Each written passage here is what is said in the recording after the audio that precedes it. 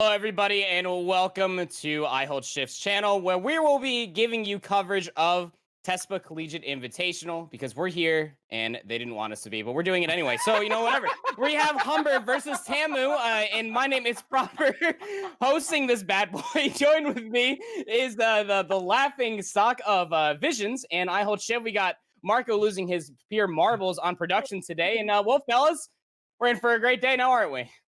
Yeah, with an intro like that, I think we have to be. I would say so. I mean, we've been dying. We've been having a good time up towards this point. I think this night's just nothing but a good time at this point in time. So I think everyone that's joined us here is in for a real treat here tonight for sure. Yeah, we started off the entire evening, us three, just talking about I Hold Shift's selfie poses, and now we found ourselves here looking at a whole bunch of memes. He looks great. Listen, like I can't trim a beard, but look at that beard. I mean, like that's fantastic. If you didn't get anybody wondering. Yeah, looking crisp out there. Oh, he's got the comb too. Oh, it's thick enough that it can just stay. My! I gotta change directions of this conversation because I'm gonna lose full. So Humber versus Tamu is what we have on board for us tonight, gentlemen. This is actually a reprise. We had this match during the CCL playoffs, and I believe that Tamu actually took this in 4. So this is one that's going to be pretty interesting, all things considering. I believe this is still the Humber Esports roster that we know and love versus Tamu, who has a substitution coming in play. Yeah, that sub is going to be fine, though. Gunner, who's coming in. I don't actually know the full story, but I've seen him play in other OLTs and things of that nature, and I want to say that I've seen his name crop up in a couple of top 32 finishes in the Path to Pro and the Challenger scene, so I imagine he'll be just fine when it comes to substituting in. And it was funny because near the end of the year, I remember seeing D'Lo and Justify and those guys talking about how, we're still recruiting for more players, and the players are like, oh wait, I'm gonna go to Texas A&M next year. We're like another group of nasty individuals. It's like these guys just look like they're never gonna be bad. They're just gonna always be good, apparently. Yeah, and I feel like the big thing, at least looking at the other team here for us for Humber, is that I think they're taking things a lot more serious this time around, which is really good news for anyone, of course, that's a Humber fan, because I think during the CCL when they were putting in the time, it didn't seem like maybe there was a whole lot of time going in towards actually scrimming together. They're all individually playing the game still. That's the biggest thing I think coming in towards this one, right? The Search and Destroy looked pretty good during the regular season, but it seemed like they struggled to take consistent respawns off of some of the top teams, especially in that winners final where they lost all 3, and going even in towards when they ended up losing up against Concord. They had only taken the Dom. So I think tightening up on some of these respawns is something that they've actually dedicated time into. And now that there's, I think, a bigger prize pool to play for, a lot more of these players that I think can tend to get loosey-goosey here, I think, to say the least, and however you want to say it, are now taking things a lot more serious, which I think is really good news for Humber as a whole. Yeah, it sure is. I mean, Humber, they've always had talent. I mean, we got to see a lot of that even last season during CCL as well.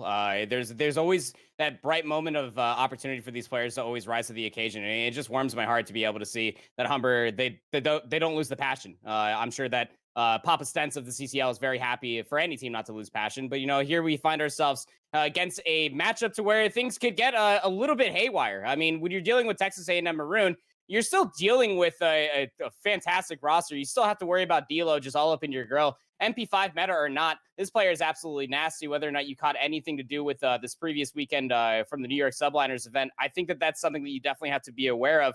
But something just to poke a little bit more at the bear here is that when we're going into our map set here, gentlemen, there's not a single map that is a replay. And you almost have to think that has something that Humber had to be playing into full effect. But for Tamu, on the other hand, I don't think that it really is going to matter for them. Again, they have been walking through the entirety of this Collegiate Series Invitational, beating members such as GSU Eagles, Concord Esports to find themselves here. Humber, on the other hand, they got a really close matchup versus Purdue, which I know everybody was probably super shocked, but Purdue had cleaned up their search and destroy thanks to Al and I Hold Shift, and then Humber also beat Penn State White. So, I mean, leading up into this exact matchup, I think that this one could definitely go all 5. I'd love to know what your thoughts are.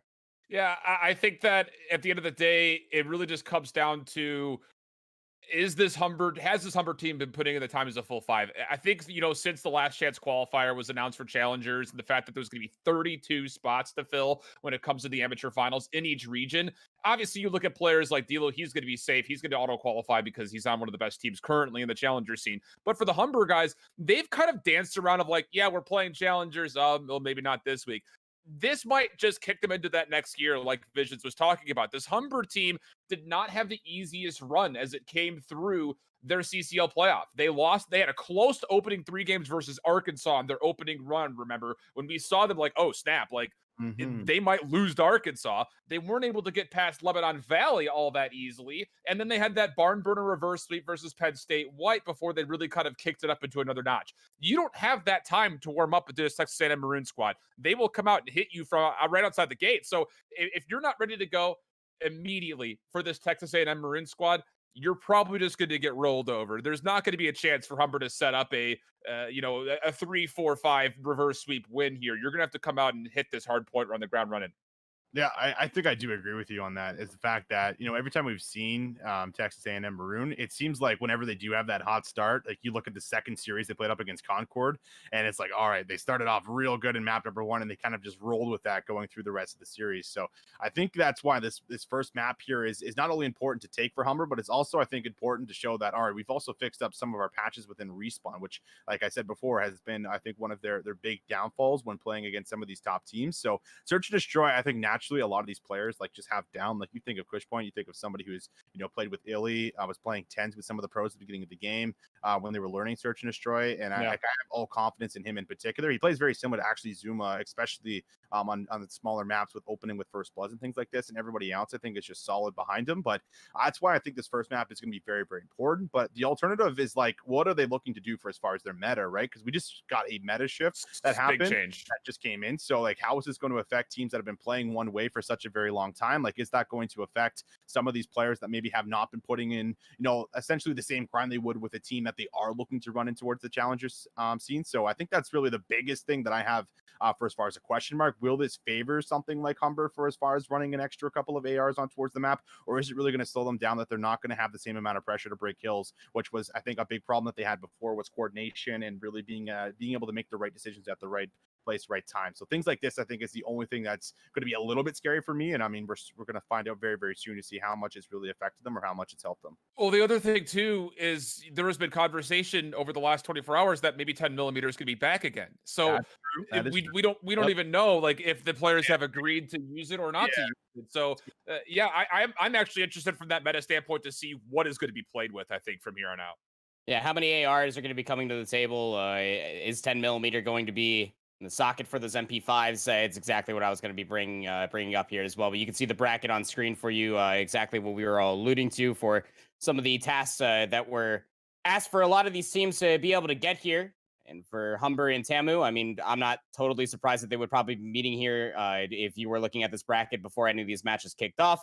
This is exactly how I would probably end up piecing things together, except for that very close 5-map series versus Purdue. I mean, nobody would ever expect Purdue to ever have a good search and destroy. So, I mean, end up being there. But on the loser side of things, where Carleton was finally be able to apparently it was the Goliath of Purdue to rest in a 3-0 fashion. They're patiently waiting the loser of this exact matchup. So the top 3 has been set here for the Tespa Collegiate Series Invitational. And I think that from going on forward, everything's going to be absolute barn burners from here on out too. But again, going to a previous point that was brought up here by both of you guys is that for Humber Esports to come out of the gates swinging hard and to win out this first Hardpoint was actually exactly what happened in the winners finals for the CCL playoffs, believe it or not, where they actually took a Hardpoint Hackney Yard 250 to 174 versus Texas A&M Maroon. But then Texas A&M Maroon didn't slow up the pace from there on out. I mean, when you have D'Lo and Landon just going absolutely haywire in the search and destroy from the Domination on Hackney Yard and that exact series, and this is where things can get a little bit crazy. But I think when we keep talking about these meta shifts, when we keep talking about how many ARs are going to be coming to the table, I think you got to be starting looking at some of your flex players along the way to be able to make a lot of these different maps that are going to be played out here, especially when we get to the Arklov Peak Search and Destroy and that same Petrograd Domination. The thing you have to remember is not only, and we brought up Humber's Search and Destroy, they lost the first and nearly lost the second to Purdue. So, and they weren't necessarily consistent with their Search and Destroy in that CCL playoff bracket. Again, a couple of round 11 losses to teams like Lebanon back then. And they also dropped, I think it was like 6-2 against Arkansas. So that is actually not just getting off this hard point and making sure that you either win it or keep it close, but I'm just interested to see if their Search and Destroy is going to be improved, because that has been a little bit of a hiccup for them. Like Visions was kind of mentioning, the fact that it was a bit of a surprise to not just immediately associate what was the winningest team in CCL history when it came down to straight winning streak from season 1 to season 2 a lot of that was done because nobody touched them in Search and Destroy in Black Ops 4, and it looked like that was mostly the case throughout the regular season as well. When they were playing in the Modern Warfare season. So yeah, I think that for Humber, you have to find a way to keep this first one close, if not win it. And then you have to come out hot on this Arklov Peak for map number 2 if you want to have a chance versus Texas A&M Maroon team. Yeah, I agree. I mean, heading in towards this entire series, right? Like, this is obviously, revenge for Humber. If anything, I think that there's probably a lot behind them more than just obviously, playing things out like they normally would here. Like, it's the team that sent them in towards the losers bracket, then resulted in them being knocked out in a finish that I know a lot of these players probably did not want to accept and were not happy with. I mean, they vocalized that very much on towards Twitter about how disappointed they were with, some of the play and how they know that they can do better. Well, this is, I think, their big chance, right? You can do better. Let's show us that you can do better. Let's see how much time you've really been putting in, because things have not looked perfect per se up towards this point, but they've looked good enough to at least still show us that they might have a big chance here at taking down this crazy team that has so much experience, with someone who's been grinding the game out here the entire year and has had great placings. And I mean, that just goes such a long way for as far as I imagine team confidence as a whole, as well as coming off the winning college COD. So there's a lot playing against them, but I know that you definitely cannot count these guys out, because if they do underestimate them, I think that's how Humber could have a big chance here at pulling off an upset. Yeah. I agree. And we actually have GoTunes in chat too, with the new kicks as well. Saw that Twitter post. Some nice looking shoes, might I add. It's actually sitting here saying that it is in fact back, Alan, that the 10 millimeter will being used here for Humber. So again, I mean, fast paced action. Whether or not it's going to be coordinated, we'll end up seeing how it's all going to be played out. Because I mean, we talked about this last time that we did this, guys. I mean, we were talking about teams such as Concord or any other team, really, since we've seen them last in the CCL playoffs. How much time and how much effort is truly going into practice? We talked about it for Humber, to be able to keep their head to the grindstone. But I mean, for Tamu, I mean, I feel like for this team in particular, it's kind of the opposite of what we had for Humber during the regular season. Humber was more focused on their individual breakthroughs, while Tamu were just more or less being able to pub stop everybody like it was just a CDL playlist. But for these two teams going at each other, you talked about Humber, how they were able to at least give themselves a little bit of practice. But for Tamu, do you think that might come back to bite them in the rear? Or do you think that Landon and D'Lo are just too much to handle? I would say Landon and D'Lo are going to be too much to handle. I mean, D'Lo has been, I think I listed him. I don't know if it ever got around to conversationally, but he was my most improved player in challengers this year. And not because he himself has improved necessarily an incredible amount, but he has brought so much more to the teams he's been a part of in the last couple of weeks that he's starting to really kind of now find this success at the highest level of the amateur scene. I thought last year, everyone talked about Awakening being this all-star player, when he got picked up by the Florida Mutineers. You forget that D'Lo was on that team of Vanity Alliance back in Black Ops 4 and was a major reason why they not only made it to World Championships, but why they were able to battle up against those bigger team names. Unfortunately, they had a really tough pool at Black Ops 4 World Champs, but he's one of those guys. I thought Willett was one of those guys, Landon as well. All of those guys were a big reason why that Vanity squad was good, and a lot of the reason why Awakening got his early attention. And I think that from that standpoint alone, D'Lo 100%. He's the MVP of the league from this last collegiate season. I mean, you can only say so much. I mean, there's so many accolades that we could throw around for him in this environment, in this community of the collegiate side of things. He's by far the best player in collegiate COD right now. Yeah, I think they could be too much to handle. I mean, unless you have someone that's matching that pop-off pressure, right? Like, I mean, it's not to say that there's not players at Humber that could do that, because there definitely is. I mean, I've gotten to personally experience it on LAN. Like, I've seen Tunes drop over like 20 kills on LAN before up against other really good teams within the Toronto scene. I've seen players like Figure, like Cushpoint be able to have their pop-off moments individually, whether that's been on LAN, online. Like, they've been able to provide that as well. And I think that's what you have to kind of bring. I mean, I don't know if a 5-on-5 consistent roster of just playing how you normally would is going to be enough to really overcome this team. I think that's when you have to start looking at individual plays to really kind of stand out. And I mean, that's not easy to ask for, right? It's not easy to say who's going to be able to go up against someone like D'Lo, someone like Landon, who have been as good as they have been. And like you said, the MVP season coming from the CCL, there's a lot of weight on your shoulders to be able to match that pressure. Is there players to do it? Yes. Will they be able to do it tonight? I'm not too sure, but I'm really hoping so, because if not, then I mean, that's like we said, we could just see maybe a very easy blowout that comes through for Texas based off of what we've seen for them in the regular season. My whole thing is, if Humber doesn't touch Texas A&M Maroon in this matchup, Texas A&M Maroon wins the Tespa championship without cause for concern. I don't think the Carleton That's team, fair. even if they were to upset Humber, I don't think they stand a chance against this Texas A&M squad. So for me, I mean, this should be the grand finals again in my book. So this will be our first look. I guess, kind of be my own devil on this situation. We did see Concord Maroon. Well, I guess the first time they played it, it did go game 5 the first time before they were able to get the best of 5 win the first time around before they were 3-0'd. But it's one of those things that Humber has to put up a show right now because there's not going to be enough time between tonight and tomorrow of getting better to beat this team again. So this, for all intents and purposes, I feel like is the championship right now. I think that's a very valid point. I don't necessarily see Carleton doing all too well. I'm sorry to say, Austin. I just don't see Carleton doing all too well. He's got 2 Toronto teams to root for. He's fine, all right. Yeah, but I listen. I mean, I just don't see it.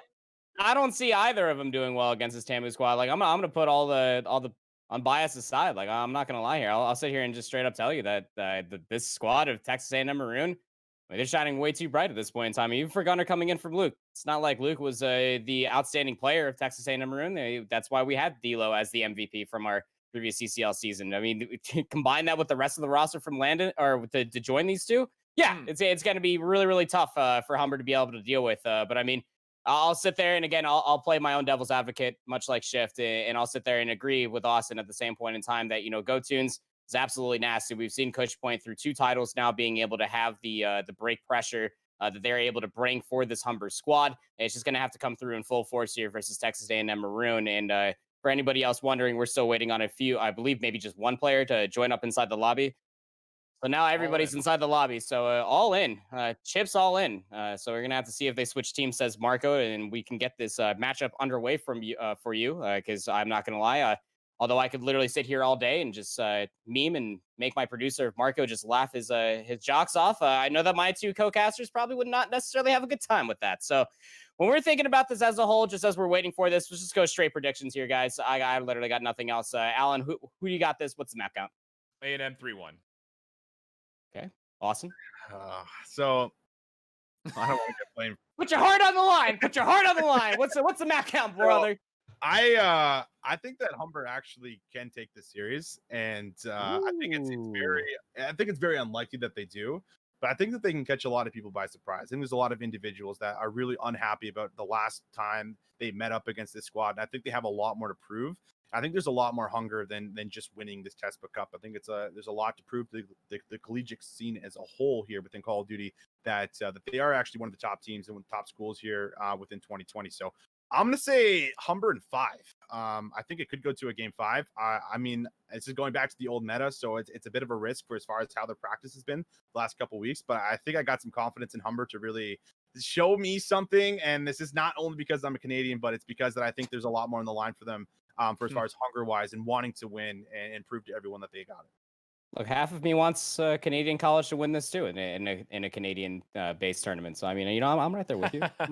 I'm halfway there with you. Let's put it that way too. But I'm also a very logical person when it comes down to these type things, and I'm not gonna lie. I mean, 3-1. I'm probably gonna have to agree with Shift here. It might end up taking away that first hard point, but I don't know. If history repeats itself, you take that first hard point, Humber, can you end up keeping up the pressure? It's going to be surely interesting. And you saw the map set earlier. Again, we'll go ahead and just read it off for you. It's going to be a gun runner hard point where we're going to be starting things off. The only map that will be a reprise from their previous outing, actually will be none of them. It's just going to be that Hackney Yard you'll end up seeing once again, but this time it's going to be on a hard point. No map mode combos will be a do-over for these 2 teams from the winners finals in CCL. But again, talking about the previous of meta and for all of these different maps that we got here, gentlemen, maybe more ARs might come out to play through those first 2 and maybe that last map of Search and Destroy St. Petrograd. But I mean, if 10 millimeters on the line and I see D'Lo running around like a madman with it, yeah. Marco said it in the back of our ears. Just good luck. That's why I have A&M 3-1 is the MP5s are going to rain terror on both Hardpoints and the Domination. I think that's the biggest thing. I think if you're Humber, you need to take map number 2, and I don't know what the host situation is. If there's a neutral, I hope there's a neutral. But if there's not, you would have to also hope that Humber has host for map 3. And then maybe you could send this to a map 5 then if you're able to take either the Search or the Dom, depending on host situation. And I think, again, Hardpoint is such a wild card on Hackney Yard that if you just find one fortunate game mechanic for a spawn or something like that, you very well could sneak that away and then maybe send it to a game 5. But we'll see how it goes. So they actually do have host 235, which is really, really good for them because they're obviously not going to have host for 4, but they'll have side selection for true. Right? So they'll be able to take it.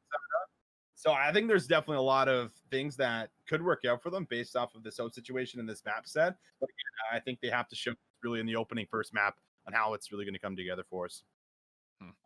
All righty, gentlemen, winners finals for you all. Go ahead and take it away. Visions and I hold shift. Have a good cast. Well, we're going to have Humber on the favored side here just to start things off, so we'll see exactly how these MP5s come into play. Justify will find the first one over the middle. We also have a bit of a skirmish going on through the board side of Cole, which is a little bit uncharacteristic. Still, you will see people get the kill and immediately work their way right back over the middle of the map. And for Texas A&M Maroon, they're looking pretty solid to start here as they get the first couple of seconds, but they have not made any progress towards getting over that B2 side. If not, and you can see that Fishpoint's also running the M4 here for us, which I think is interesting. He's one of the big openers with the actual MP5 and finding a lot of breaks. But we'll see. It's down forward with him on this map to see how exactly he's going to be able to get some work done. A couple of big kills, but Landon finds the push through in the cargo crates, opens up with a double. This is going to force back Humber a little bit, and this is some great time to be able to collect for yourself, looking for a break coming in towards this P2 hill. You have another 20 points you're going to play for, so if they can just hold on towards this, it looks like they will. Now starting to get themselves towards the rotation. Everybody on Texas and Maroon here just needs to try and rally together, get themselves coordinated for a hit. Justifies 3 peeps. That's going to open things up here a tad bit for sure. Yeah, big mistake here for Humber, not able to track down Justify, who just snuck right through the Cole side, and now he's met up with his teammates through cargo. This is where the first avenue of approach will come from. Roach will double up, which will be nice. Cushpoint eventually deals with Justify, so it's just down to Samir to try to work his way into the back, and he will also be shut down. So considering the fact that it looks really dangerous for Humber off the rip, they are able to come back, find a good collection of kills, and now all of a sudden the first 20 seconds have been good for them. But on the second approach for the Aggies, once again, they find success moving through cargo, but this time they've worked their way into this hard point for that time. Yeah. Humber not really locking down the setup on the first couple of hits, and a lot of that time actually did not get collected or was contested, so not too bad of a job for Texas A&M on this hill, and if they can hit this one more time and even find a break, this puts them in a real good spot here on the rotation, as you can already see player break it there, but Stevie's going to bring up the assault rifle for himself, shows us a little bit of a dance here, right outside the hill, gets some great work done. Justify now needs to find some massive kills here on rotation to make sure that Humber do not get in position to try and lock things down. There is just player 1 that's going to be in, and Tilo will find his scout approach. Justified with the shank to the back is going to find one. Looks to find Stevie here as well, the assault rifle player. This would be big. Stevie's position here is everything that he can stay up and alive because it's drawing a lot of pressure, a lot of hill time away. Look at this. Humber's able to break in towards the hill because 3 players focus on Stevie, but now there's going to be mid-map pressure that's going to go the way of Texas. They're going to set up for a pinch. Yeah, and I really don't know why A&M were throwing 3-4 members over to that side of the hill. No one was in the middle of the map, really. After Justify found his knife, he kind of gave it up. No one was in Boiler. There's only 1 player in the hill. So, fortunately for A&M, they make their way back through boxes to find another recontest. And really what is essentially a reestablishment of this third hard point is Humber will try one more good hit with 20 seconds left to play. A full flood coming through Cole. Cushpoint able to find a couple of kills, but that will be enough to open up and at least contest some of the scrap time, if not take it in full, because A&M are going to have to find a way to deal with him on the hill itself. Cushpoint able to find one, stay alive, a little wiggle and wag as he finds a double. He's eventually dealt with, but again, the pressure from the old hill very much so appreciated for the rest of the Humber members who could just immediately touch this one. Yeah, it's actually a pretty good rotation, sets them up pretty well, and they even find a decent rotation over towards P4 where they are trying to lock things down, but this push as events to come through could be big, and you see that it opens up. Loathing and Dilo both able to find a couple of kills to trade everything in the way of Humber. Now we'll see Dilo with a challenge, lands some shots, but Stevie bounces back, finds Dilo for the double. It's up to Landon to see if he can get a double for himself, but Tubes will deny and shut him down. Humber holding on towards this hill. Finally, we see a little bit of a contest time, but Faker answers back here. Multi-kill after multi-kill coming the way of Humber Esports. This is going to be putting themselves in another good spot where they collect the majority of this time. There's another 15 seconds that they can play for, but Tilo pushes on forward, and look at this. They're forcing them all the way back, where it's only player 4 that's going to be in the middle of the map that could set up for the rotation here, but this should very much be a Texas A&M Maroon rotation setup that comes in with collecting what could be a full season. And for Humber, remember, P2 was about 45 total seconds. So for Texas A&M, you're really trying to get that, if not more. And we'll have ourselves again about an even game if that does occur. Figure able to get this game inside as Toons, Kush Point, and CB find 3, but again, D'Lo such a nuisance. Able to deal with 1, give some time for his teammates to flood back in through the box side. A good bit of contest, but it doesn't look like it's going to be enough for a break as Humber are going to be left reeling from their spawns from the wood side. Kush Point able to get right back in to try to recontest this again. He does find 2 as Samir. That did not get held from Texas on rotation last time because they put so many resources in towards Forest. There was no one really there focusing the front part of the hill. This time around, they don't have to worry about any pinches, and Humber are just going to have to flood this from the front and find some big, massive kills. Yeah, but they were able to break this from the front last time around, so can they kind of repeat that same kind of success? Crozier does well to take 1 off the heady, but again, the problem here is there are reinforcements in the hill, and there are more watching the cross. Figure's just going to go ahead and just push right on in and say, I'm just going to see what I can do. Not able to find much, and with that, it looks like A&M should probably sustain this unless Kush Point can continue to pop off. He was forced to go to the pistol, and at least the good news here for Humber is that you kept A&M away from some of that scrap time, but the number is just too good as Humber are going to be forced to look at the rotation. And A&M already kind of posturing around the cargo containers as you've got Loathing trying to set himself up for hopefully will be a positive moment as it's only just 11-23. On rotation, big kill here in the back. They're going to have to worry about Figure now. This is going to draw one of the players back here as Stevie opens up with 2 as well. Justified does manage to find Figure, so that relieves a bit of that pressure for the flip spawn heading in towards P5. But this is the hill that Humber really were able to kind of run away with, and then found the break in towards P5, where we'll see if they can look to do that again. Justified's been able to inch up closer and closer, goes for a nice challenge, takes down Crozier, looks for a second, but Figure is just too good with a jump shot. However, they flood at the perfect time. They find the pinch from multiple angles. This opens up the hill a tad bit for them to be able to break on through. Loathing now also going to prevent any kind of mid-map pressure that comes through, and Humber are going to get shut down this time around, and this is Texas A&M's chance here to be able to get themselves here a good fight for scrap time on P4, as well as a good lockdown this time around for P5, because that did not happen, and they were easily broken from Humber. Yeah, that's a big 20 seconds that's essentially mitigated from Humber's point of view. You cannot allow A&M to take, 10, 15 seconds of that 20, because now all of a sudden you're at the 220 mark rather than being stuck right around 200, what would have been about 170, and of course A&M have the spawn set up with the entrapment potentially of this shipping warehouse. So Humber looking to hit from multiple fronts. You've got 2 from the south, 2 from the north. It'll be a split spawn situation as Samir's going to have a natural pinch on the back, but Justify can only find 1. The help is going to be here. The reinforcements are there, and D'Lo, the last one needed to lock down the hill, will win his gunfight. So 35 seconds left to play for Humber. Are you going to hit this one more time?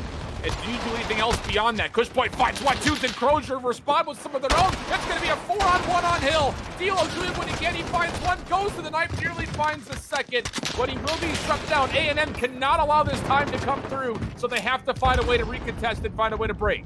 We'll try, but that does not look like they're going to be able to do so. So that means that Humber could look at winning on P1 if they can get themselves crates control, which they already have. And plus, player 1 is already thinking ahead. Crozier's like, listen, even if we don't win off of this hill, which is very unlikely, we're going to play for P2 spots, which means that there is a lot that has to happen for Texas A&M Maroon if they're going to be able to come out and clutch out what has to be 12 seconds that needs to come through for Humber. This is going to be crates control. The spawns have now been confirmed and have flipped off, so Humber need to work their way back in, and that's going to help with Stevie's double kill and crates. Can Stevie find 3? Justified needs to find the trade, but Stevie is going to absolutely smoke him. Finds the 4th as well. The flank from D'Lo is good for 2, but not 3, as Stevie is on a tear. Finally, he is shut down as he hits that 41-point mark, but Humber's been able to inch up in towards the middle of the map and relieves a bit of that pressure. They need 8 more seconds to play for, and they can continue to constantly hit this, but somebody needs to play for spawns on Texas A&M, which means that you have to now put some faith in towards a couple of the players to play for rotation, as well as leave a couple of these players to find faith around the hill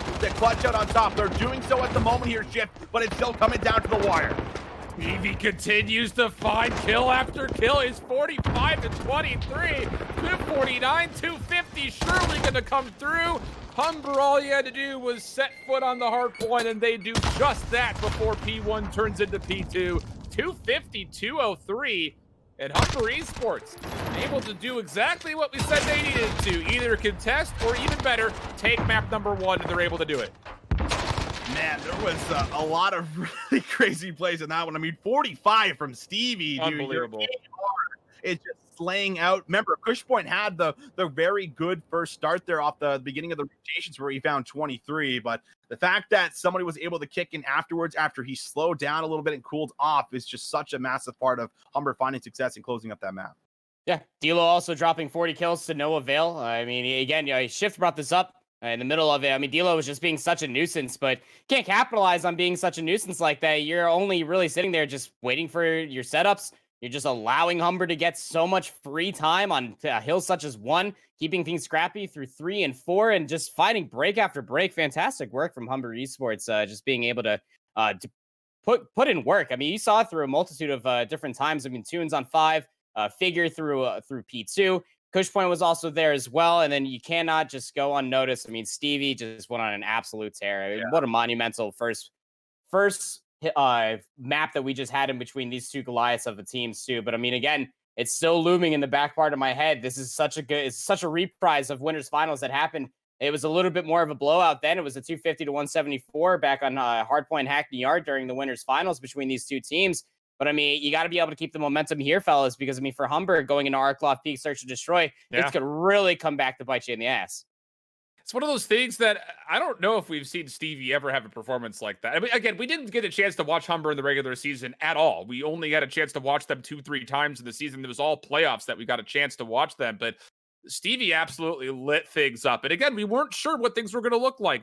10 millies back. You figure that's going to be mostly handled by SMGs, but Humber rocks double AR pretty much all the way through, and it works out nicely for them.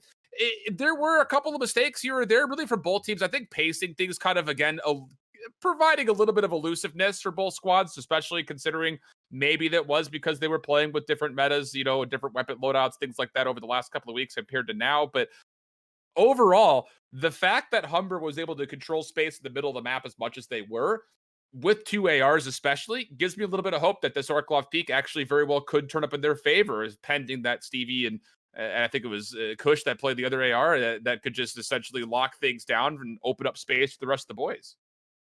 Yeah, and I think there was a couple of key things that happened, because halfway through that game, I thought Tammy was going to actually completely flip things around, because you looked at how they were able to kind of change things up from the first set of rotation to the second, where it's like, okay, last time Humber found a break on P3 because CB drew pressure over towards Forest and 3 members were focused on him. So then they just run. They found the break. That time around, they made sure that Stevie was not in position to do so. So they set someone up in the middle of the map to make sure that they found those kills coming off the rotation from P2. And then they were able to play in out of the mid-map a little bit more. And they put a lot more of the resources in front again. But still, Humber, I think, were doing a great job of finding break after break, which it seems like a lot of those situations that they shouldn't have been able to find breaks, they were. And it especially happened on P5 in particular, where on both times, I think they traded half and half and handshake the hills with just beautiful plays, opening 2-3 pieces from the ARs of all people breaking into P5. And that really, I think, made the difference for Humber, just finding little gaps in the defense there for the side of Tamu.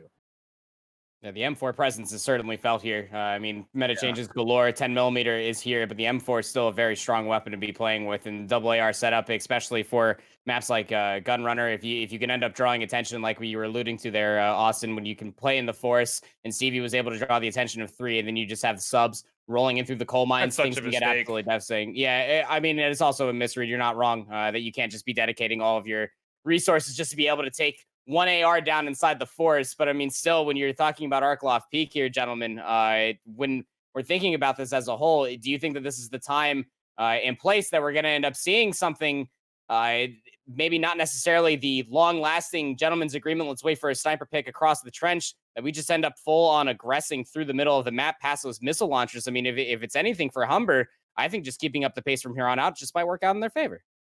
The interesting thing, and kind of reflecting back on watching Stevie play a couple of moments, especially by Cargo, maybe you wonder a little bit, because in the last week and a half, 2 weeks, M4s have been forced to get more aggressive, that has actually just kind of influenced a new play style, where previously you looked at M4's main ARs for your roster and said, you just sit in the back. Just don't do anything. Just sit in the back. That wasn't the case last week. You had to get forward because the M4 reigned supreme. And yeah, like you mentioned, Proper, the fact of the matter is the M4 wasn't really changed at all. So the fact that you're able to get up close and personal, and I don't really recall if he was running the Corvus barrel or if he was running the more long-range stock barrel. It was Corvus, I believe. It was Corvus. So yeah, if you're using that and you're playing aggressively, but you're still being restrained as far as how aggressive you're playing, that could lead to some big moments, especially at a map like Arcloth Peak, where sure, there are good long lines of sight, but more often than not, the ARs find value when they're playing in that middle distance, where they're not afraid to get up close and personal if they have to, but at the same point, you're able to still lock down those longer lines here or there. So if the simple matter is, if Humber can continue to do what they just did with the Rayars and Gunrunner here on Orklov Peak, I think this map would actually be pretty favorable for them.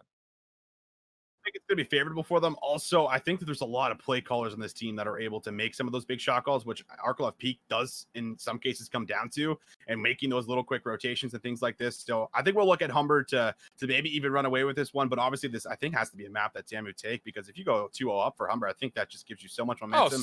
You're going to be feeling so good going into that domination, right? So that's there's a lot on the line, I think, for Tamu to show us, listen, they're still a top team. They still got it, much as they have players that we've been highlighting. I mean, it still has to be showcased here on stream.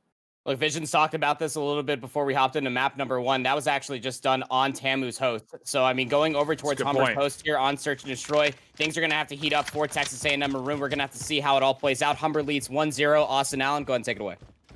And Humber will be on the offense here first. And, well, Visions, I know how you feel about Orklov Peak attacks, so we'll see if they can find a way to open things up nicely here.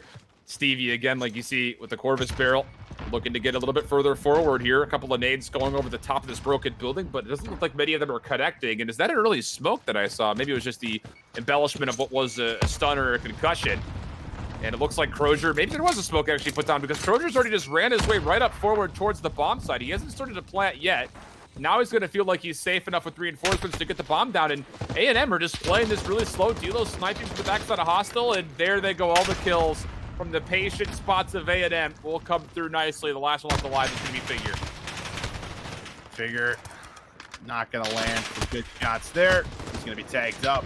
Maybe not completely warm with the AR. It doesn't matter. It's a 1v5, so he is going to be taken down. And Texas A&M going to come through with a pretty perfect round, which is not something you actually see too often. When a team usually gets the bomb down, you don't usually see everyone on the offense get picked one by one like that, and no trades really come through. So a little bit of a tough spot there for Humber. I think maybe just not playing things out how they had hoped, and maybe just getting that peak up top there on towards Dilo could have been massive. But being taken down from the side from, I believe it was Landon's opening pick, just kind of just how everything unfolded there for us. So bit of a tough one, but it is offense on Orklov Peak, so not completely out of the ordinary to lose the round like that. But we'll have to see them now respond on the defense, as it appears that Texas wanting to do the exact same thing. And, you know, the other thing is you get to the bomb so quickly, you wonder maybe you overinvested some of your nades, because then he wasn't able to get out or exit whatsoever. As now Justify will find first blood by way of Semtex. Landon freed up in the trench to move a little bit further forward. Smoke will come and go pretty quickly on the backside of the trench site. And Humber, again, just 3 members here, dealing with what is essentially the full force of the Aggies, with the exception of Samir, who's playing over the middle of the map. Figure over the top. He's going to see a lot of information, but gets double peeked, and unfortunately, Dilo actually spams the same angle as Landon and finds a team kill, so things will stay just a 1-member advantage for A&M. Now just down to a 3v3, but the bomb will be planted. Oh, big kill in the back, and look at this. Now it's a 2v1. Cushpoint with 3 wow. is going to be able to secure the round for Humber. That's not what I thought was going to go over, but man, oh man, Codcaster broke for us, so we didn't get to see it, but Cushpoint just goes absolutely massive here with the back end of that, and is able to bring things to 1-1. A round that I think was definitely a slip up there for Texas, I think, on how they wanted to play out. Looks like they maybe just got caught on sprint, didn't necessarily hold up in trading positions, and Cushpoint just makes light work of everybody. Yeah, I mean, we see both defenses are just essentially playing for the exits off the post plant. Yeah. It's worked out nicely thus far. Dilo probably landed the first time around, and Cushpoint the second. As Humber once again will do a rollout. What?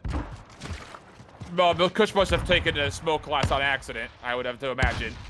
I'm a little bit confused by that, but such is life, so they're going to be missing at least one bit of utility. Landon on top of the mound, he will double up in mostly be collat fashion onto Cushpoint and Stevie for the first 2 kills. Landon just being the anchor here. Crozier going to be able to push up and gets a very crucial kill, but he is traded out from Dilo, so massive man advantage still for the side of Texas A&M Maroon.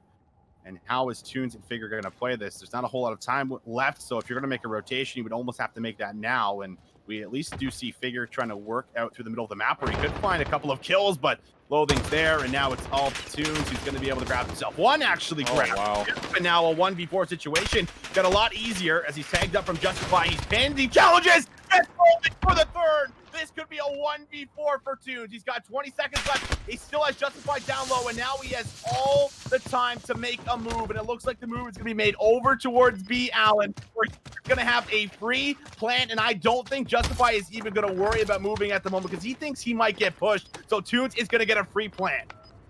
What an absolutely catastrophic mistake for Texas A&M. And working on the 1v4 situation. Justify's gonna be working from the back. Looks like he maybe wants to think about going towards the side window. As he continues to lean that way, he knows the back door is dangerous.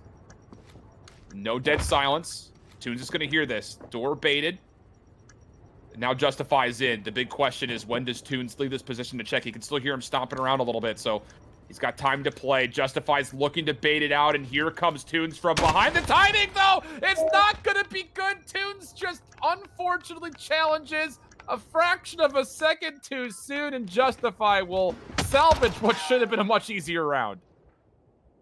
Oh, I'm not going to lie, Alan. I wanted to see that one before. I wanted to see it. Right there with you. Oh, that's such a tough one. I think there must have been some kind of sound cue that must have came down on the stairs there. It's really is tough. Maybe it's just a last minute read. You don't see him outside. There's no doors broken open. So, where could he really be? But that's a clutch that is just super unfortunate there for the side of Texas A&M Maroon. But man, what a slip up there, as it could have just been a crazy play. I mean, everybody just challenged Tunes on one of the nastiest headies here on Arc Left Peak and almost gave it to him in a sense, right? Like Tunes could have even felt, a little bit good about challenging out in towards the trench siding and got himself the final kill to really solidify it. But I like the play. I think he played it right. It just came down to a big gunfight and some good timing there for Justify to clutch that out. So now we headed towards round 4, where every single round has come through on the side of defense, and we'll see if that continues to hold strong. Elo first blood.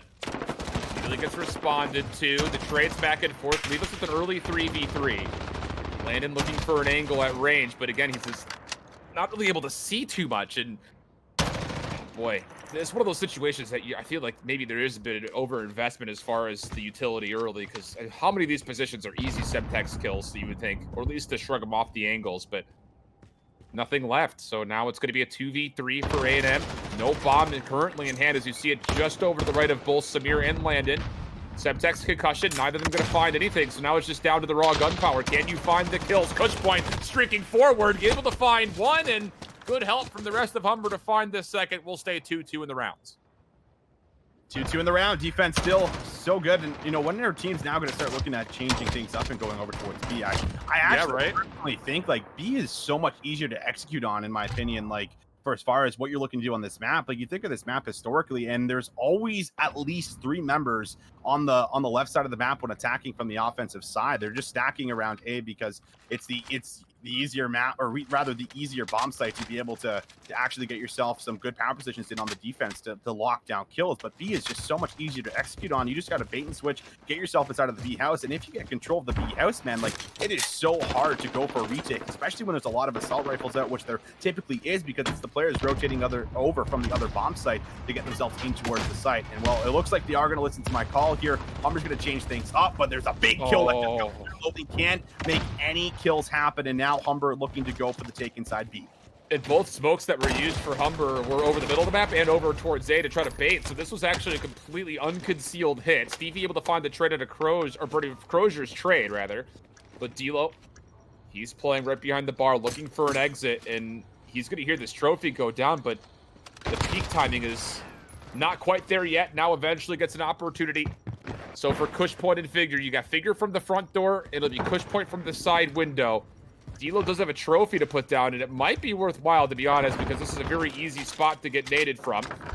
As Figure makes his position known, D'Lo will try to close the doors and maybe try to sneak out a defuse. And meanwhile, though, Landon on the outside does find Cushpoint, but now time becoming a bit of an issue. Figure has to push forward, and just as he considers hitting the front doors, he turns around as D'Lo checks, and he'll find the kill. And so far, again, defense for defense all the way through our first 5 rounds.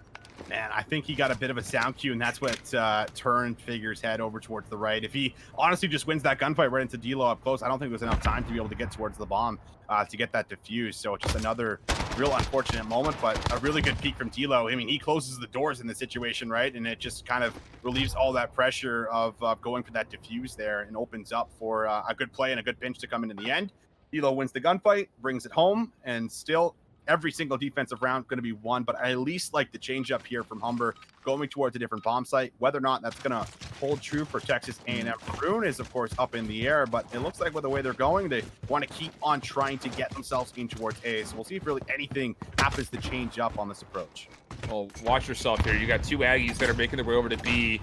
Not 100% sure if they've thrown anything to try to rotate the defense over. Looks like they may have thrown a couple of their utility, as you see number 2 and Stevie is making the long wrap back. This is all just a bait, though. You've got Landon, who's made his way over to the A house, and you've got the Bomb and Loathing, who's just waiting for a go call. There are still a couple of nades that are left, and I'm just wondering, what are you waiting for at this moment if you're A&M? Trophy will take care of a Semtech. Sniper shot rings out. No connections that we can merit, though.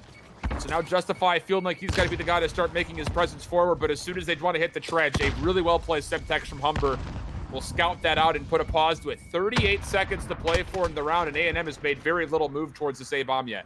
Finally, though, that opening pick is going to give them a little bit more confidence to look for some bait and switches. They are going to now find his spot at 1. Stevie with a big gunfight not to Justify. Pushpoint trying to find the kills onto the bomb. Won't get it done for a second, man. Stevie still continuing to go big. Stevie with 3. Oh my God, he's running through the 1-by-1. Can Stevie go for the ace? Landon actually is going to absolutely destroy him. So now it's going to leave us down to a 1v1. Figure, who is going to push up on towards the bomb, is going to pop the dead silence, has to win a 1-on-1 here up against Landon. Landon's going to spot him. He goes with a re-challenge. Snap, almost fumbling it. Still brings it home and will bring us right back to a tie game. I mean, that's an incredible 1v1 win for Figure, but again, A&M, how do you let Stevie make that play? You tagged him up when he's cut across from the truck into trench in the first place. You can't allow him to get 3 kills.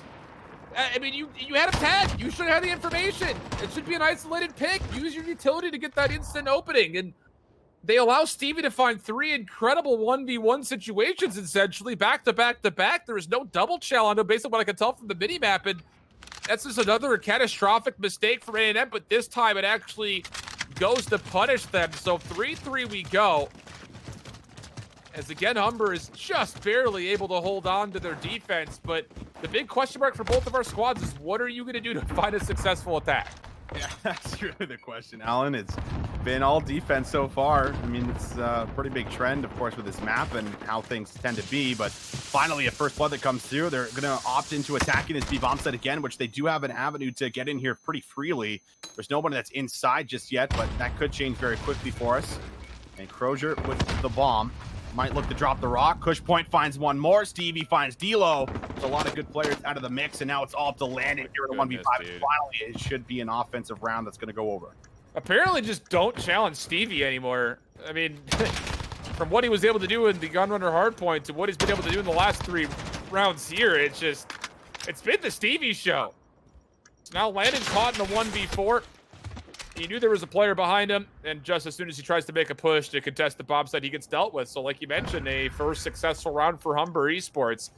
But goodness, Stevie, there has not been an answer for him really much at all this game. This is almost looking like Red Chase in the grand finals, right? Is it for real? Wait. From like, all I'm picturing right now. Yeah, Stevie's coming alive and at the best time possible.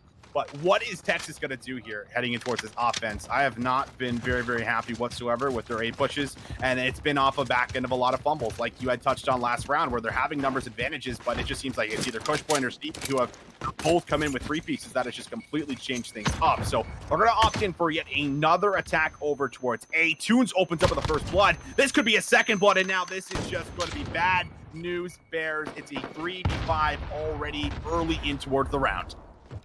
I mean, again, this is the first time we'll see Humber push their numbers advantage forward. D'Lo's able to fortunately get 1 kill, but he's stuck with a sniper rifle, and this is obviously not the weapon that you want, considering the bomb is down in front of you. You really feel like Samir has got to make a play. Well, now he's going to have to make a play. It's a 1v4 situation, and he's on the wrong side of the map currently. He does have dead silence plus a stun to use. There's a good first kill. I believe he knows that Pushpoint's nearby, and that would be a fortunate second kill because he's just stuck with a pistol and a sniper currently. But the problem is this is such a risky angle to check no matter what weapon you're going up against. And just as he makes the move, Pushpoint able to jump up to the top side of B. And from the other side of the map, Humber able to capitalize on the kill, making sure that A&M continued to come up short on their offense.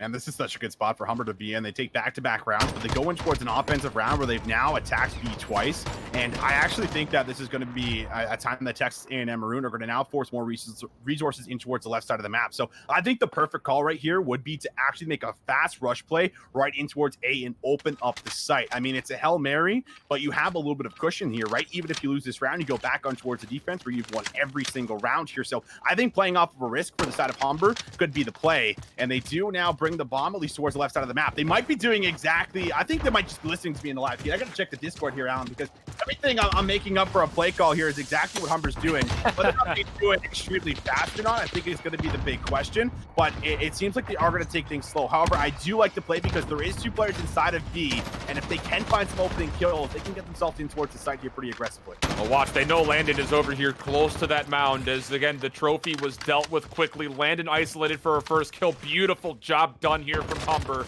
Here comes the approach, though. This was the downside last time around. Stevie will not lose a gunfight. He's able to stay alive. Cushpoint for the help. How many lives does Stevie have?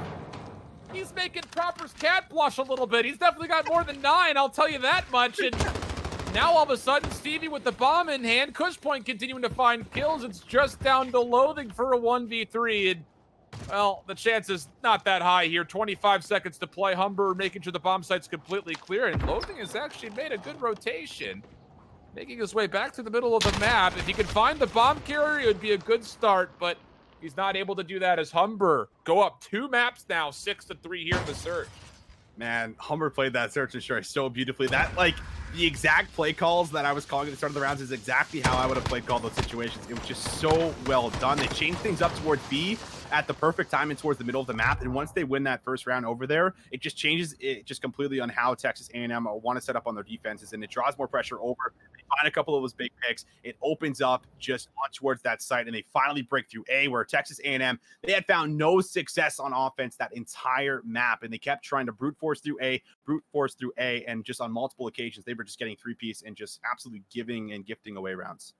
So what I'm basically hearing is that Visions is about to become the new S&D coach of some team. the upcoming feature. The clairvoyant reads from this guy over here. I tell you what, maybe it's also, I mean, just because, you know, I'm a half citizen of Canada. Maybe I'll just have 1 braid length. I'm not too sure how this is all working out, but still, I mean, nevertheless, just wonderfully played from Humber, like you were talking about, just being able to read their opponents, even through Landon dropping double digits. Just nobody being able to deal with Stevie apparently today is in top-notch form. The grind has been absolutely real for that specific individual and for all of Humber to be able to showcase their specific abilities, just to be able to piece together these 2 maps against Texas A&M Maroon. It's just a fantastic outing from them.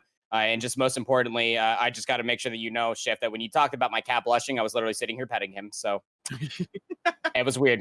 That was just a weird coincidence. The way it goes sometimes. He was not blushing. He was definitely purring. Yeah, it's definitely how the cookie crumbles from time to time. But you know, at the end of it all, this is series point. 2-0 lead for Humber. And we're heading in towards a St. Petrograd domination. If there's anything that we've been able to see so far from the 250-203 Hardpoint win, and now a 6-3 search and destroy victory on Arclock Peak for Humber, when it comes down to multiple ARs versus Texas A&M Maroon, we're starting to see a little bit of a success chain coming their way. I think that when you have Cushpoint on that second AR going in towards this domination, definitely opening a lot of things. D-Lo in that 10mm definitely can't do it all. No, I definitely won't be able to do it all, but you look back at what Texas A&M Maroon were able to do in domination in the regular season for CCL. I remember them being obviously extremely dominant there because they were playing in a very soft Western division. But when they were playing up against teams like Concord Maroon, they had a couple of headaches. I believe one of those plays were actually on Petro for the domination. If not, that may have been the actual final map that was actually played in that second best of 5 grand finals. But when they played Humber in this mode specifically, they beat him by almost 60. So you have to find a way to get back to that kind of success versus this Humber squad. You mentioned at the top of the broadcast, and it seems to be holding true so far, Visions, that this Humber team, again, they didn't necessarily take the regular season all that seriously. They stepped up, took the playoffs a bit more seriously. And ever since then, and since this Tespa tournament was announced, you mentioned the fact that they've been putting in a lot more time, a lot more effort, a lot more work. And Then another bit of influence to continue that was, the announcement of the LCQ, in which a lot of these guys, either individually or as duos or trios, are looking to participate in that path to pro challengers. This is a squad that right now is showcasing that there are components of it that absolutely can hang for, we'll say, at least top 32 AM teams. And that was kind of the only real main talking point we had about Texas A&M Maroon throughout the regular year, was that these guys were at the top of the amateur challengers scene for the most part. And now we're starting to see that same exact situation come forward here for Humber. Well, I think like the biggest thing as like players too is like when you don't live up to your potential and don't live up to the performance that you know you can put on. With you. It does, man. It sucks. Like it sucks. Anyone that's ever competed in anything, whether it's been esports or sports, like when you don't put in the time or you don't put in that little bit of extra work, yeah, it sucks when you lose the way they did. And I think that's why a lot of those players that made those those tweets after those matches realized that that's not what they did. They didn't put in the work and the time, and I think that it felt really, really crappy. And I think this time around, that's exactly now that we're seeing. Like, listen, we do not want to get that feeling again. It's like if we lose and like put in our absolute all, it's like, all right, we can accept that. You know what? We didn't perform, we didn't play up to what we wanted to, and we didn't win, but that's fine. We can still come away with your pride. Where I think that it did not happen in the previous final matches of the CCL playoffs, and I think that's a big driving factor for the performance. And I mean, it helps that obviously Stevie is just frying and he's having a day, man. Things, dude. Like that's obviously a big helping point, but I think there's a lot of things building in towards why Humber is currently 2-0 up and might just run away here with a potential 3-0. And the other thing too, just quickly about Petro Domination, we saw how dominant the AARs were in Gunrunner. You figure they're going to run the AARs from the C flag side of this Petro Dom. So I think my biggest question right now for Texas A&M is going to be, how do you get through that AAR setup, especially when you're trying to attack that C flag? Sure. It's definitely going to be interesting to see how they ended up combating against it, because I mean, even with the AAR setup that you saw on Gunrunner Hardpoint, it's not like Humber were afraid to get aggressive with it either. It's not like Stevie's afraid to get aggressive no matter the map mode that we've been playing today, and that's something that you got to be very wary of, because again, a point that I brought up going into Arklov Peak is that, well, the M4 didn't necessarily see any changes. 10 millimeter may be back, but the M4 is still nasty. So I mean. And just to confirm for you there, Shift, too, when Texas A&M Maroon did play Concord, Domination and St. Petro were actually both the Domination maps that were played there. That's right. Yeah, they lost the first one 156 to 144, but they won the second one 151 to 137. So they're definitely going to have to tap in towards their reserve tanks at this point, that they're going to have to really come back into this one. They're going to have to wipe their brows clean of any sweat, because I mean, this Humber college team is definitely coming out to play, and you got to be prepared for this too. You got to be able to work out any sort of hassles they're going to be giving you. If there's any sort of aggression, say that Texas A&M are starting on the unfavored side, you got to end up playing it passively. You got to be looking for the middle map pressure, clear out your restaurant, get in towards the hazmat building, and then just try to flip out the spawns just patiently. You can't get too aggressive, because we saw what happened, especially on Gunrunner Hardpoint, that when you had members such as D-Lo being a nuisance towards the back end of Humber, it didn't always pay off in their favor. They were still getting broken up. Yeah. And I think the other big thing here is Humber's on host. Like Humber's on host for this game. That's a good point. I forgot about that. Yeah. Yeah, exactly. They've got to be feeling really good about this one. I mean, they take map number 1 without hosts, and obviously map number 2 is on there. So they go in towards this map here, where I think that everything is shaping up to be a potential 3-0, unless we see D-Lo do absolute D-Lo things. I think it really comes down to like a crazy performance here, because it seems like all 5 players on the side of Humber are stepping up, where that's not what's happening right now for Texas A&M Maroon. I don't expect all 5 players just to come out of absolute nowhere and play like they did in CCL playoffs. So I really think it might just come down to an individual performance here from their star player to really just run away with this one. Even Landon, I don't even think Landon's really been performing up to what we had seen him do in the playoffs as well, as one of the other big players on this roster, right? So that has to change, or you're going to be going down to that losers, and you're going to be playing up against Tespa Carleton. Yeah, Loathing, I think, was one of the big standouts that had a really bad Gunrunner Hardpoint. So I'm looking at him as well to see if he could turn his respawn game around and, help his squad get into the mix here, especially early. I think that's the biggest thing, is who's going to set the tone early with this one. I don't know who's starting on which sides, but whoever starts in that C flag, we've seen now in the CDL especially that as soon as you win that first gunfight, go. It takes a long time from the back of hotel or behind billiards to get back to B. So as soon as you start to win your ones, move across the map, see if you can find a way to take that river and that restaurant away, and make sure that whoever is spawning on the A side essentially feels a bit spawn trapped. And based on what we saw from Humber, off the rip from Gunrunner, obviously a different sample size, different exhibit completely, but they were the ones to hold on very, very nicely all the way through, all those attempts from Texas A&M. So depending on who's starting on which side here, I'm just kind of interested to see how the off the rip looks look like.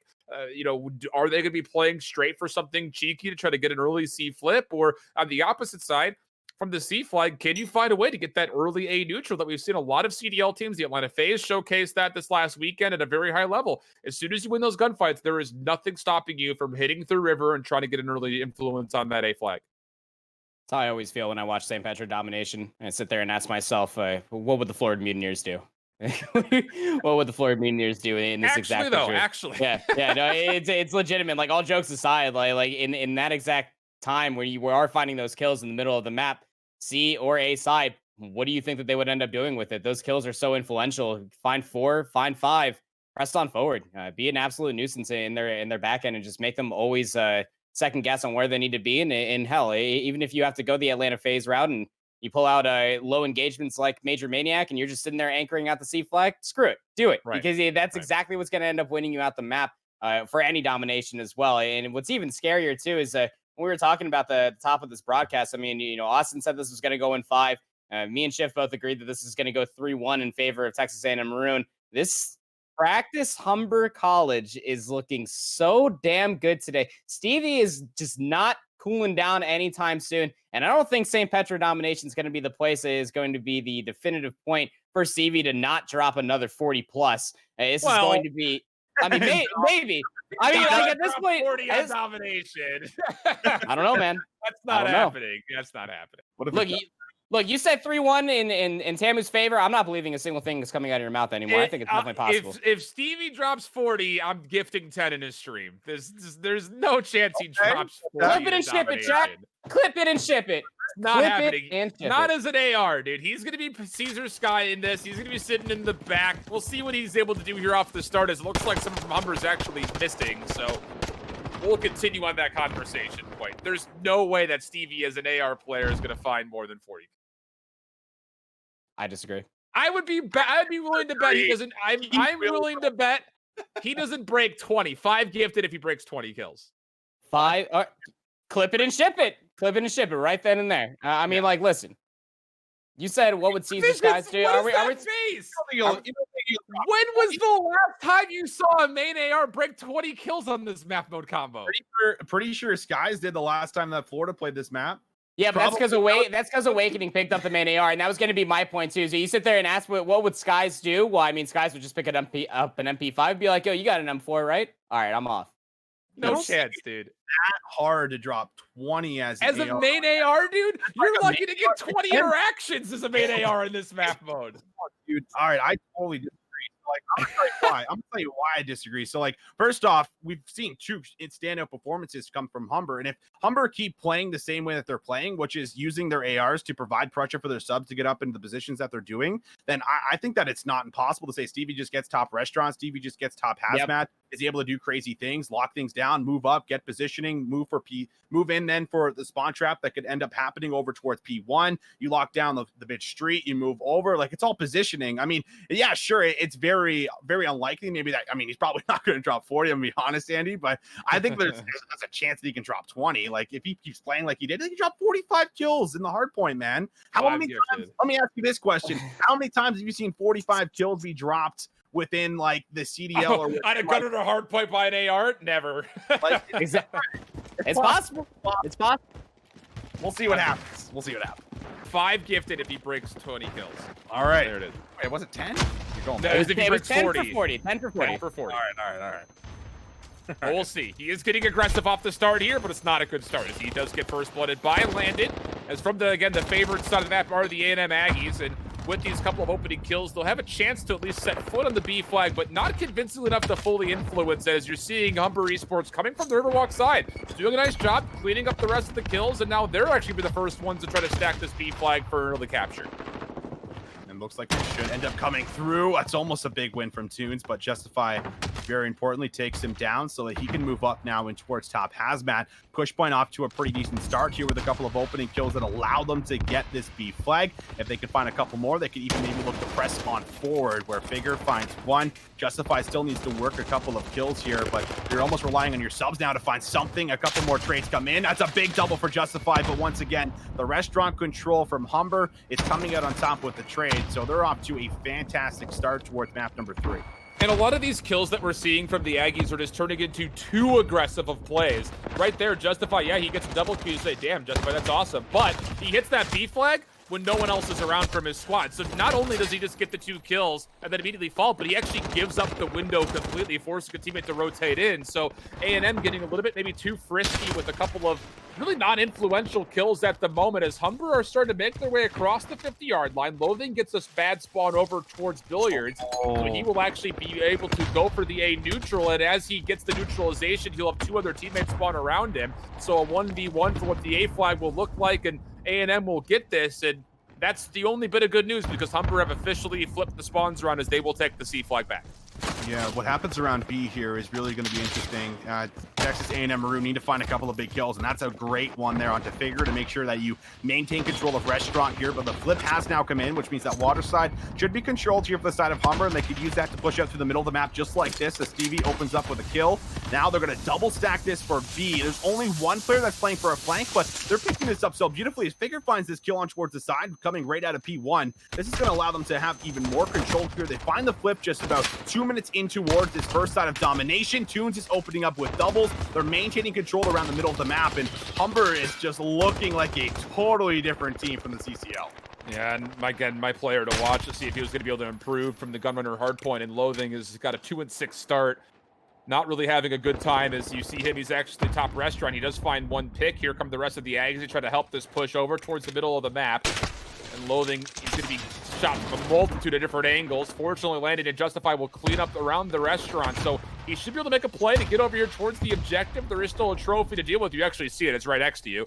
Not really sure why you're throwing nades right when you see that trophy here, but regardless, A&M still not really able to make much of a move happen here towards the B flag. Just as soon as they go for a neutral, Humber's reinforcements are here, and they will deal with all of the Aggies pretty quickly, as Loathing will try for a desperate neutral. He's able to touch for a little while longer. It looks like he will finally neutralize this middle flag. Point locking down the middle of the street as you're going to see Toons open up with another double.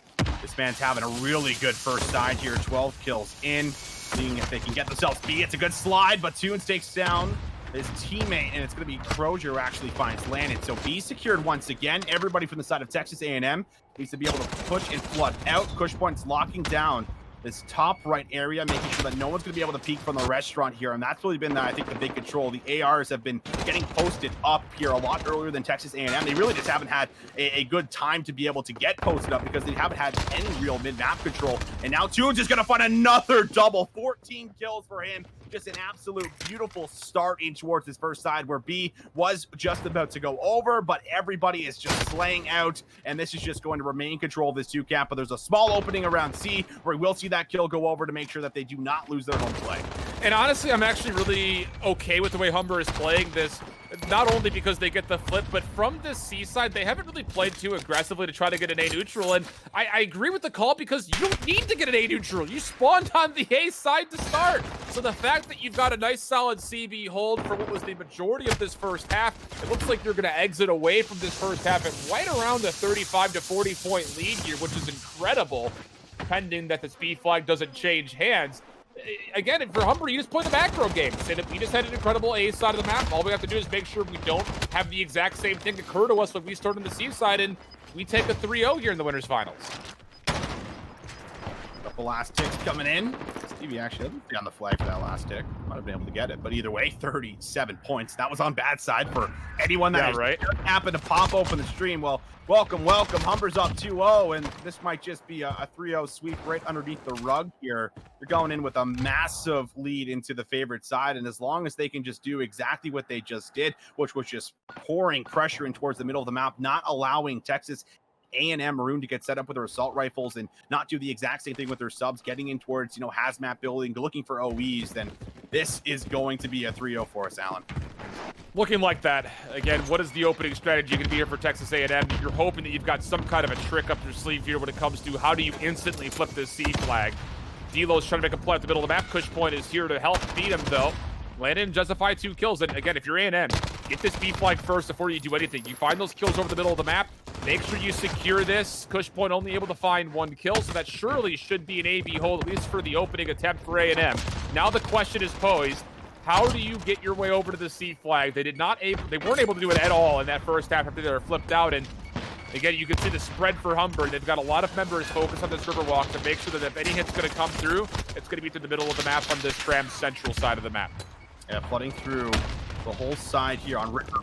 Kills go through, but an unfortunate team kill there. Toon still manages to get behind enemy lines, and now we can look to work inside a restaurant because they're going to be looking for him potentially on this overextension over towards A. So he needs to play his life for as long as possible. Maybe hope for his teammates to win a couple of ones, which has just been 1 from Stevie. Toons wins this gunfight. That's now 2 down. Oh boy. Toons has found so many multi-kills here in the middle of the map. Once again, he's able to do it. This is a stack now on towards B where everybody has went down. There's maybe a small chance here for one player to stop this from going through. It does not happen, and B is secured.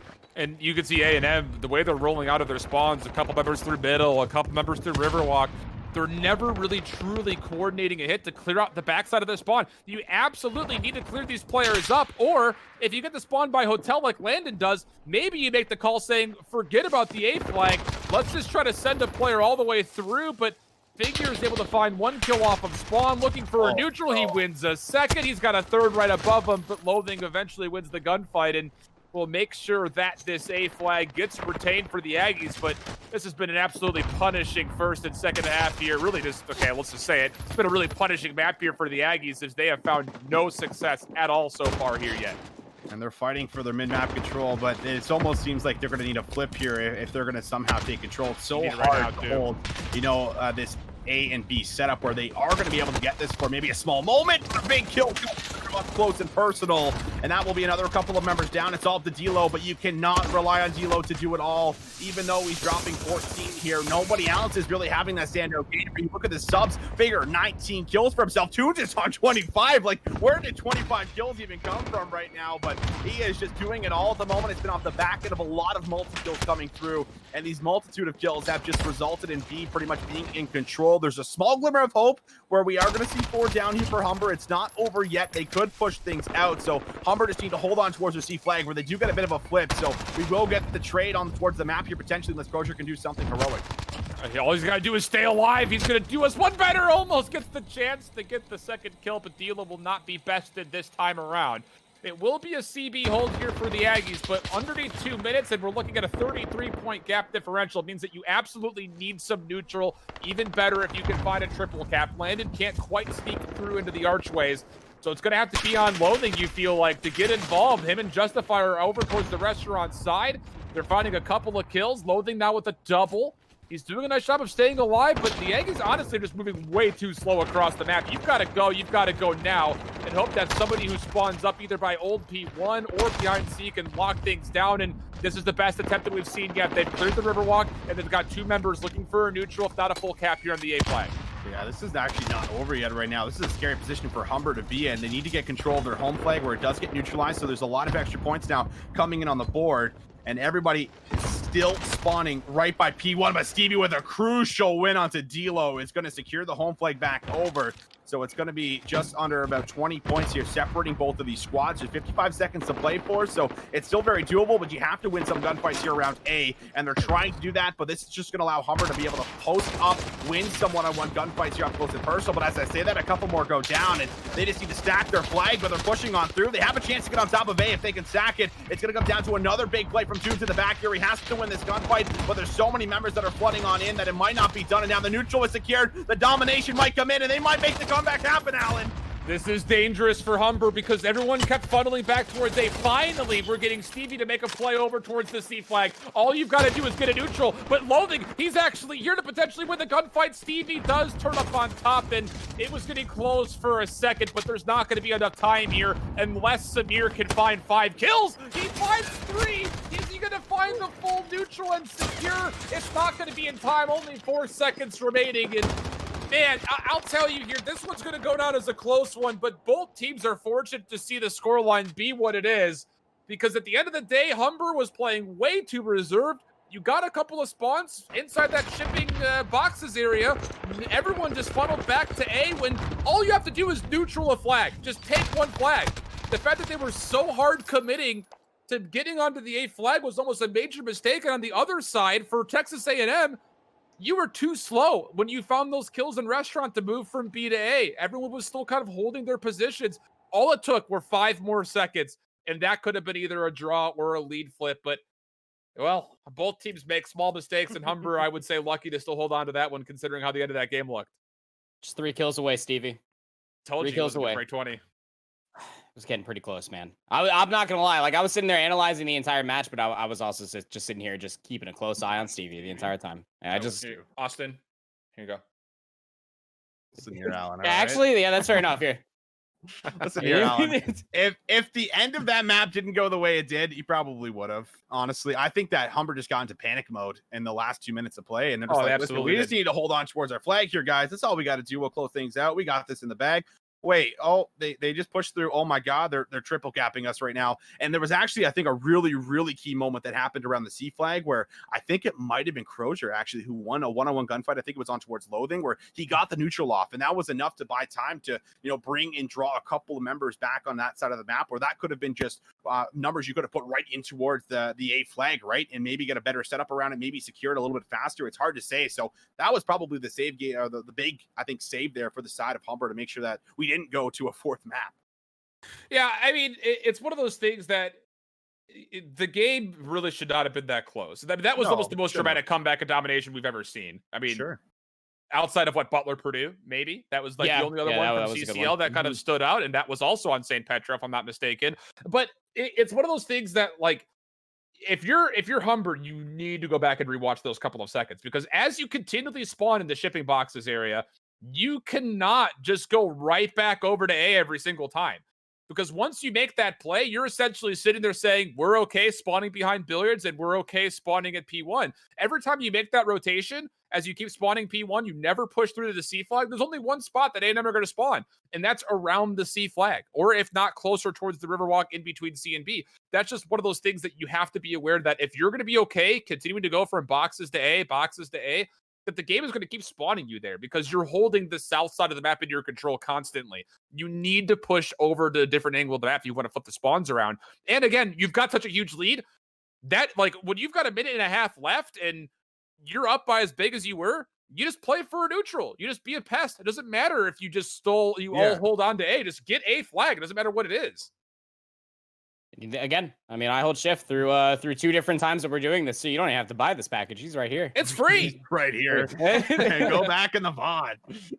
Hey, but he's absolutely right. He's absolutely right. I mean, if Stevie didn't make that heroic play to go for that one neutralization, we were absolutely about to be loading into a Hackney Yard hardpoint. But Humber take this 3-0 with a very fantastic search and destroy 6-3 victory, 250 to 203 on that hardpoint, and then a single point difference in a domination that probably shouldn't have been that close after a 37-point lead at the half. Humber advanced to the grand finals of the 25,000 Tespa Collegiate Invitational, and Texas A&M Maroon now go down to face Carleton in the losers finals. It's absolutely crazy. I mean, who would have thought? Not any of us. Not any of us. Not me. Not any of us. That's absolutely wild. I mean, like, now at this point, I'd almost like to believe that maybe Carleton might have a solid shot. I don't think so. I think that we're going to see a reprise of this at grand finals. And I believe that losers finals match is actually slated to play tonight for Tespa, Tespa and Texas A&M Maroon. That should be happening tonight. Should be happening at 10 p.m. Eastern. And then for grand finals is slated to happen tomorrow at 8 p.m. Eastern is what the bracket is telling me. So that's I mean, I think we're rolling through. Yeah, I'm down. I just gotta edit these graphics real quick. The graphics just have to get edited. Got to do some things on the back end here, but I mean, like, that's just absolutely crazy to see that we are currently living in the situation that we are. So I mean, at this point, I mean, gentlemen, Yeah, go ahead and give me your final thoughts, and we'll go ahead and throw it to a break. So that way, Alan can make some new graphics, and we'll go ahead and give you the coverage of that losers finals match. Listen, all right. Go ahead. You All right. go first. You go first. First off, Andy, you said there was no way in hell that I we said would the see same Humber thing. win this one. Yeah, but Andy Moore was like, "Listen, there's just no way it's happening. Like, it's impossible." It's like, whoa, Andy. All right, listen here, Alan, Andy. We got old Canada boys playing here. You guys are going. I hear USA all day long. Justin Pistachio's going off on Twitter. We beat them. I'm feeling good. It's not over yet. We still got a couple more matches left here, but listen, it could be a Canadian final. And now I don't want to hear like, oh, there's no way it's going to happen, because it could happen. Texas A&M It's not Maroon going to happen. not look all right. We'll watch. Well, I mean, we might see it happen. All right. So we did not see the same Texas A&M Maroon that we saw in the CCL playoffs. And that's at least a tad bit alarming at the moment, because we've never really seen them suffer a loss besides, the first best of 5 that they played in the grand finals. Other than that, they looked pretty much flawless. And there was just really, it seemed like no team was really up to their par, was going to be able to match them. Now we see Humber 3-0. They have not felt a 3-0 before. So how do they bounce back? How do they regain off of a lot of players that are really underperforming, for the most part here? I think it's a tad bit scary. And I mean, there is a possibility that Tespa Carleton can play off of that factor and potentially find themselves a win here in a big, massive upset. Yeah, I mean, here's the thing. For Texas A&M Maroon, you need Loathing to play better. I mean, he had a couple of moments there in Domination, but he did not have a good hardpoint, and he had a really rough start to this Domination here too. You're not going to get past, again, a Carleton team that is pretty heavy loaded with just 47 and Hawk is a lot of where we throw our consideration around. But we've also seen that the Thief, Purple Penguin, they put in a lot of work, man. They put in the work throughout the regular season. They got better. So, I mean, you can't let them just kind of skate by. You need participation for everybody. And yeah, we're going to expect to see a couple of mistakes here and there from probably both teams. But the honest truth of it is you need Loathing to play better if you're A&M.